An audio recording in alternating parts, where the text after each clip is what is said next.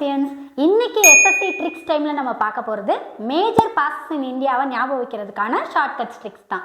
So first பாருங்கள், Karakoram pass Jammu and Kashmir எப்படி நம்ம ஞாபகம் வச்சுக்கிறது?